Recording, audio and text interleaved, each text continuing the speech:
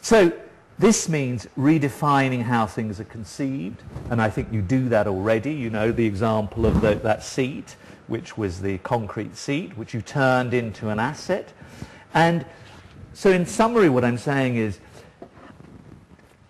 if you think differently, you do things differently, and sometimes different things. And I'm not saying that you need a head transplant, but what it often is just a sort of tiny switch in perspective, some sense of getting over the boundaries of the discipline in some sort of way.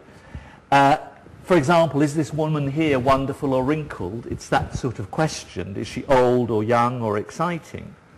Or, for example, saying about roads, are we building a road? This is a road in Dubai. You can't cross it. Or are we building a street? So if we say all the urban planning processes in Umeå are about building streets rather than roads, the result will be different. This is the point about waste. Is this waste or a resource?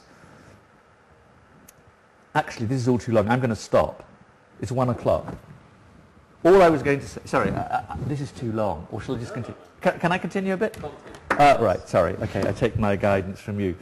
So anyway, yeah, all right. Too much to say to Umeå.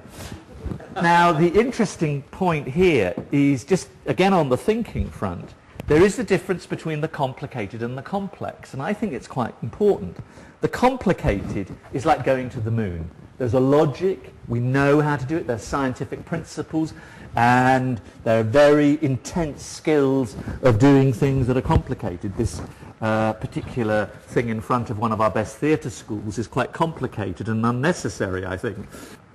Another smallish point on this is many cities are focused, and I feel this is a really interesting point for Umeå, are focused on obviously bringing new business leaders and developers and all of that, which is good and fine. But it seems to me that your unique asset is brain power, and in a sense, you could be a central communications nodal point for a whole series of niches, so that when anyone looks up Google, they suddenly find Umeå. At the moment, on Public Service Awards, they're going to find Umeå. But they might find something else, which might be linkages between science and art. Unexpectedly, you look up Google, and it says, it's Umeå, and then someone says, where the hell is that?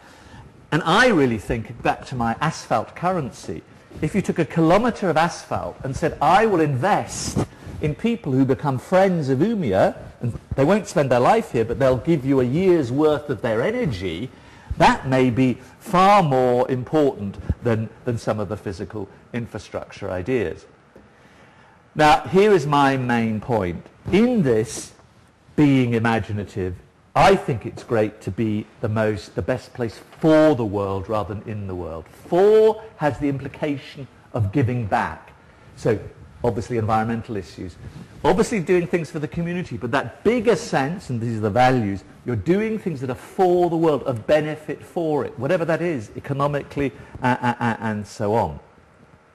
And in that context, I think we need to broaden, to make this really happen, is we need to broaden the idea of openness out. And that means obviously getting rid of the silos we are talking about, looking at things in a, as it says here, a synoptic way, another one of your shops. No, just trying to find your shops. I was walking around like some idiot trying to find shops that I could put into the presentation anyway. To look at things in this rounded synoptic way, rounded, yeah, rather than this fragmented way.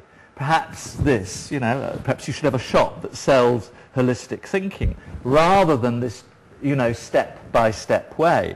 So openness in that sense is about bureaucracy and the creative bureaucracy. And what I mean by the creative bureaucracy is too many things in systems of bureaucracy, and I know you've been innovative, Jan, etc., is that they are prescriptive, they're rule-based.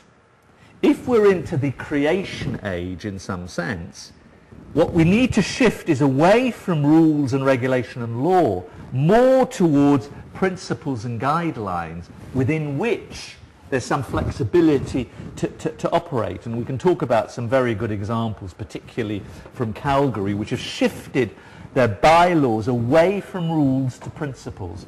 And what they've reduced is the bylaws from 14 volumes in that process to one volume.